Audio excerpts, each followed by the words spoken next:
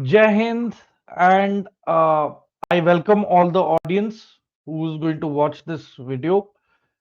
I am Major Samar, a veteran from the Indian Armed Forces, और आज मैं video बना रहा हूं एक सेंसिटिव विषय को लेके जो है अशोक स्तंभ को जिस तरीके से हजरत बल दरगाह में तोड़ा गया और ये मैटर बताने के लिए कि ये एक सेंसिटिव मैटर क्यों है। तो मैं शुरुआत करूंगा कि अशोक स्तंभ क्या दर्शाता है, अशोक स्तंभ का मतलब क्या है।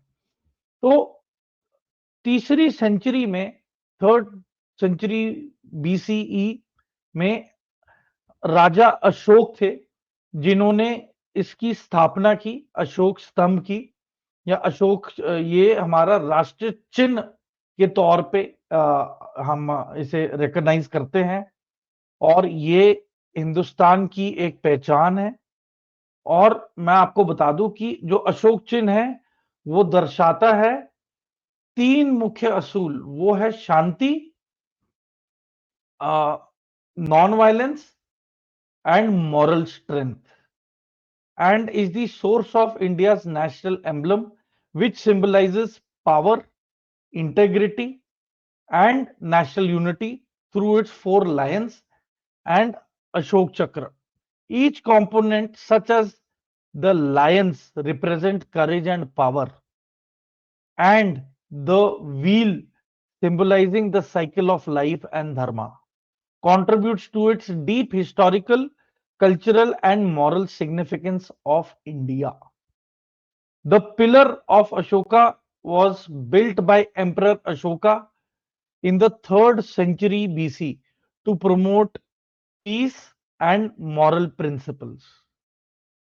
तो देखें, ये एक राष्ट्रीय चिन्ह है और इसके साथ मतलब मेन चार चीजें हैं, वो है पावर, स्ट्रेंथ, नोबिलिटी, करेज और प्राइड। ये चीजें दर्शाता है, ठीक है। तो मेरा कहना यह है कि ये जो वारदात अभी हुई, ये पॉलिटिकली मोटिवेटेड थी, क्योंकि देखिए जो दिन चुना गया ये वारदात को अंजाम देने के लिए, उस दिन ईद थी और ईद के दिन सब घुल मिल के एक दूसरे को दावत पे बुलाते हैं, मिलते हैं। और जितने भी मुसलमान हमारे भाई बहन हैं वो बाकी सबको दावत पे भी बुलाते हैं अपने घरों पे नमाज अदा कराने के बाद। और इसी दौरान बाकी जितने भी सरकारी अधिकारी हैं वो मस्जिदों में जाते हैं प्रेयर्स अटेंड करने और नमाज में शरीक होने के लिए। और जिस तरीके से मेरी पलटन में 50% राजपूत थे, 25% जाट और 25% मुसलमान, तो हम हर फ्राइडे को मस्जिद की जो नमाज होती है उसमें शरीक होते थे, हम पीछे बैठते थे और जितने हमारे मुसलमान भाई थे और अधिकारी थे वो अपनी नमाज अदा करते थे। और इसी दौरान फिर ट्यूसडे को भी हमारी फौज में मंदिर परेड होती है जिसमें कि हमारे सभी धर्मों के इंक्लूडिंग मुसलमान मंदिर परेड में भी शामिल होते थे और वो भी मंदिर परेड के दौरान पीछे वाली साइड बैठ के शरीक होते थे मंदिर परेड में भी। और इसी तरीके से मैं सिख हूं तो मैं गुरुद्वारे भी जाता हूं और फिर मेरे सीओ क्रिश्चियन थे, वो एतवार को चर्च जाते थे। तो एक अच्छे घुल मिल के रहने वाला माहौल रहता है। और हम तो आगे मतलब बहुत ही उत्सुक होते थे कि ईद आए ताकि दावत पे सब बैठे और है ना एक दूसरे से बात करें, मिलें और दावत पे जो बढ़िया पकवान बना है उससे भी इंजॉय करें।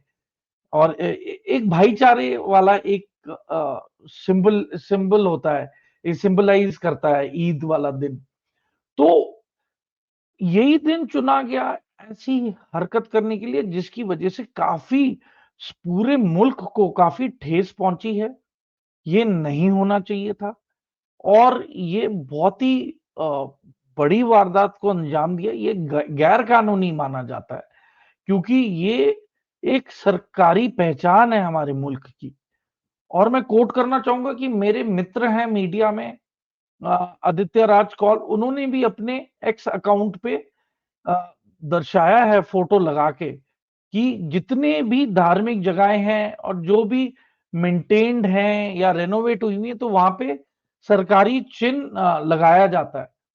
क्यों इसलिए लगाया जाता है? ताकि बताने के लिए कि इसकी देख रेख, रेनोवेशन, अपग्रेडेशन में सरकार ने भी मदद की है। तो इन सब चीजों को मन में रखते हुए मुझे नहीं लगता कि ये होना चाहिए था। ये ओवर रिएक्शन है और ये पॉलिटिकल पार्टीज ने अपने पर्सनल मुद्दे हासिल करने के लिए ये हरकत करवाई है। और मैं तो हैरान हूं कि 5 दिन हो गए ये प्लाक, वो जो पत्थर लगा था वो लगे हुए, तो 5 दिन तक क्यों नहीं कोई हरकत हुई और फिर ईद का ही दिन क्यों चुना गया ये हरकत हो? नंबर 1। नंबर 2, माना जाता है कि ये अ, फारूक अब्दुल्ला जी के पारिवारिक जितने भी फंक्शन होते हैं वो हजरत बल दरगाह पे ही होते हैं। और जो अब्दुल्ला फैमिली है वो इस मस्जिद के बहुत ही क्लोज है, इस दरगाह के, हजरत बल दरगाह के। तो उनकी निजी जिम्मेदारी बनती थी, यदि ये कुछ अगर आपत्ति थी तो पहले दिन ही बता सकते थे। और जिस तरीके से और जो दिन चुना गया और जिस तरीके से नौजवान वहां इकट्ठे होके पत्थर ले लेके बार बार अशोक चिन्ह पे हमला कर रहे थे और मार रहे थे, तो वो बहुत ही एक गलत उदाहरण पेश हुआ है। और अब 370 हटने के बाद मैं यकीन से कह सकता हूं कि अ, इंसाफ होना चाहिए और होगा।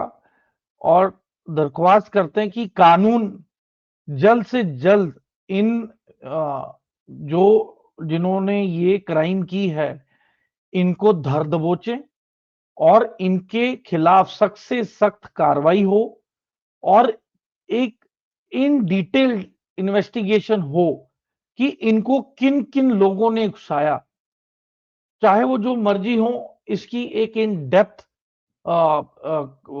रिपोर्ट बननी चाहिए, इन्वेस्टिगेशन होनी चाहिए। और जिन्होंने उकसाया है वो भी उतने ही गुनहगार हैं जितने कि ये नौजवान जिन्होंने ये गलत काम को अंजाम दिया है। तो आने वाले दिन में हम उम्मीद करते हैं कि इस पे लीगल एक्शन होगा। लेफ्टिनेंट गवर्नर साहब भी इस पे बहुत ही कड़ी निगरानी रखें और हम यही यकीन कर सकते हैं और उम्मीद कर सकते हैं कि कानून अपनी कड़ी से कड़ी सजा इन गुनहगारों को प्रदान करे, ताकि एक मिसाल बने, एक एग्जाम्पल बने पूरे मुल्क के लिए और विश्व के लिए कि आप हिंदुस्तान के राष्ट्रीय चिन्ह को ऐसे बेइज्जत नहीं कर सकते हैं।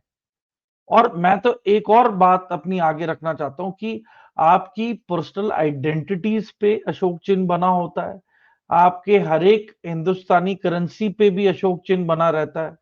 तो जब इतनी सारी चीजें बनी हुई हैं अशोक चिन्ह की और मस्जिद में जा रहे हैं लोग इसको लेके, तो अब इस पे कंट्रोवर्सी क्यों बनाई जा रही है? तो मेरी इतनी दरख्वास्त होगी कि इस मामले को अननेसेसरी तूल ना दें और कानून से यही रिक्वेस्ट करें कि इस पे जल्दी से जल्दी कार्रवाई की जाए। अभी के लिए इतना ही। आने वाले दिन में मैं आपको एक और कोई ना कोई लेटेस्ट अपडेट दूंगा। तब तक के लिए इजाजत दें। जय हिंद।